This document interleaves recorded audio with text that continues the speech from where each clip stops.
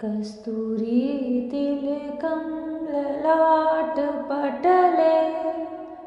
वक्षस्थले कौस्तुभं नासाग्रे वरमौक्तिकं करतले वेणुकरे कङ्कणम् सर्वाङ्गीण हरिचन्दनं सुललितं कण्ठे च मुक्तावली गोपस्त्रीपरिवेष्टितो विजयते गोपालचूडामणि गोपालचूडामणि। जय श्री कृष्ण।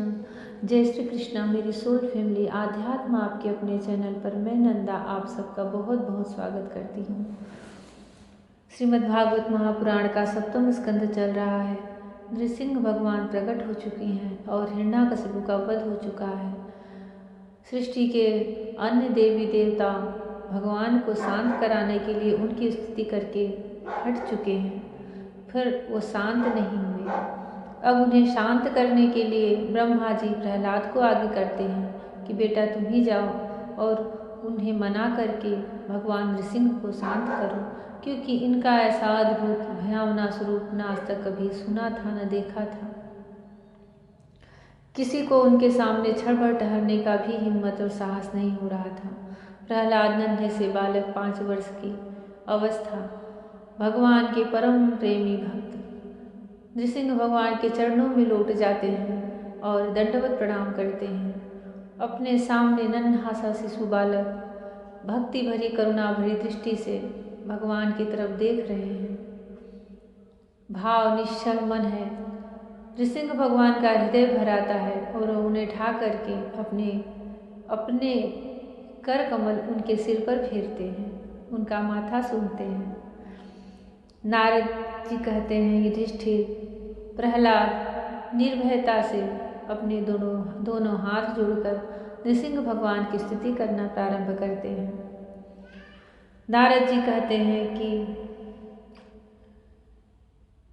प्रहलाद भगवान के सम्मुख खड़े होकर उनकी स्तुति कर रहे हैं। भगवान, यह संपूर्ण जगत एकमात्र आप ही हैं, क्योंकि इसके आदि में आप ही कारण रूप से थे और अंत में आप ही अवधि के रूप में रहेंगे और बीच में इसकी प्रतीति रूप में भी केवल आप ही हैं। आप अपनी माया से गुणों के परिणाम स्वरूप इस जगत की सृष्टि करके इसमें पहले से विद्यमान रहने पर भी प्रवेश करने की लीला करते हैं और उन गुणों से युक्त होकर अनेक मालूम पड़ रहे हैं। भगवान, यह जो कुछ कार्य कारण के रूप में प्रतीत हो रहा है वह सब आप ही हैं और इससे भिन्न भी आप ही हैं।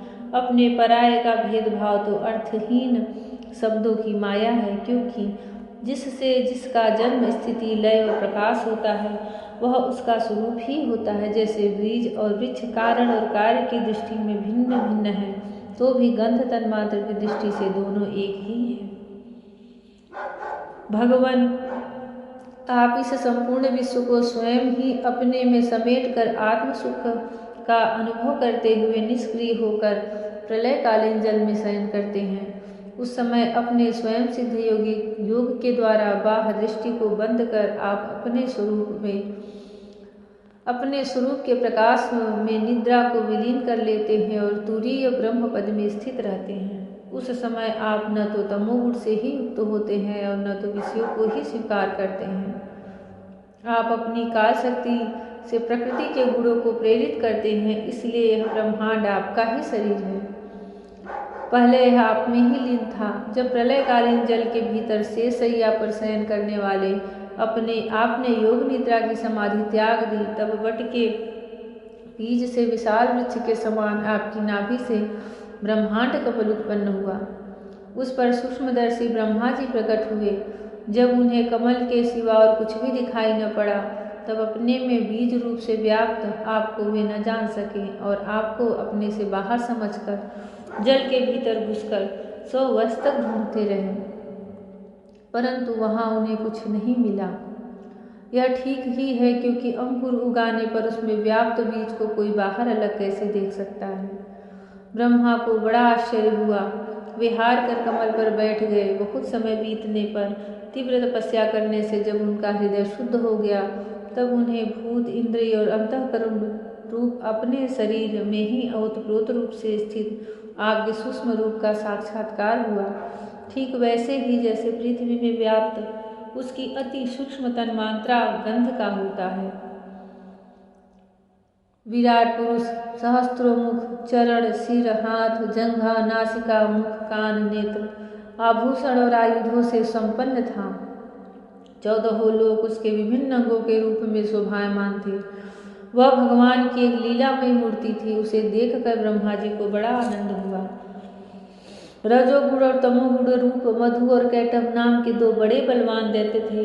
जब वे दोनों वेदों को चुरा कर ले गए, तब आपने हयग्रीवोतार ग्रहण किया और उन दोनों को मारकर सत्वगुण रूप श्रुतियां ब्रह्मा जी को लौटा दी। वह सत्वगुण ही आपका अत्यंत प्रिय शरीर है। महात्मा लोग इसका वर्णन करते हैं। पुरुषोत्तम, इस प्रकार आप मनुष्य, पशु, पक्षी, देवता, ऋषि और मत्स्य आदि अवतार लेकर लोगों का पालन तथा विश्व के द्रोहियों का संहार करते हैं। इन अवतारों के द्वारा आप प्रत्येक युग में उसके धर्मों की रक्षा करते हैं। कलयुग में आप छिपकर गुप्त रूप से ही रहते हैं, इसलिए आपका एक नाम त्रियुग भी है। वैकुंठनाथ, मेरे मन की बड़ी दुर्दशा है। वह पाप वासनाओं से तो कलुषित है ही, स्वयं भी अत्यंत दुष्ट है। वह प्रायः ही कामनाओं के कारण आतुर रहता है और हर्ष, शोक, भय एवं लोक परलोक, धन, पत्नी, पुत्र आदि की चिंताओं से व्याकुल रहता है। इसे आपकी लीला कथाओं में तो रस ही नहीं मिलता। इसके मारे मैं दीन हो रहा हूँ। ऐसे मन से मैं आपके स्वरूप का चिंतन कैसे करूँ? अच्युत, यह कभी ना घाने वाली जीभ मुझे स्वादिष्ट रसों की ओर खींचती रहती है। जननेन्द्रिय सुंदरी स्त्री की ओर, त्वचा सुकोमल स्पर्श की ओर, पेट भोजन की ओर, कान मधुर संगीत की ओर, नासिका भीनी भीनी सुगंध की ओर और ये चपल नेत्र सौंदर्य की ओर मुझे खींचते रहते हैं। इसके सिवा कर्मेंद्रियां भी अपने अपने विषयों की ओर ले जाने को जोर लगाती ही रहती हैं। मेरी तो वह दशा हो रही है जैसे किसी पुरुष की बहुत सी पत्नियां उसे अपने अपने शयनगृह में ले जाने के लिए चारों ओर से घसीट रही हों। इस प्रकार यह जीव अपने कर्मों के बंधन में पड़कर इस संसार रूप वैतरणी नदी में गिरा हुआ है। जन्म से मृत्यु, मृत्यु से जन्म और दोनों के द्वारा कर्म भोग करते करते यह भयभीत हो गया है। यह अपना है, यह पराया है। इसके भेद भाव से युक्त होकर किसी से मित्रता करता है तो किसी से शत्रुता। आप इस मूढ़ जीव जाति की यह दुर्दशा देखकर करुणा से द्रवित हो जाइए। इस भव नदी से सर्वदा पार लगाने वाले भगवान इन प्राणियों को भी अब पार लगा दीजिए। जय श्री कृष्ण। भगवान की ऐसी गूढ़ और दिव्य स्तुति प्रहलाद जी कर रहे हैं।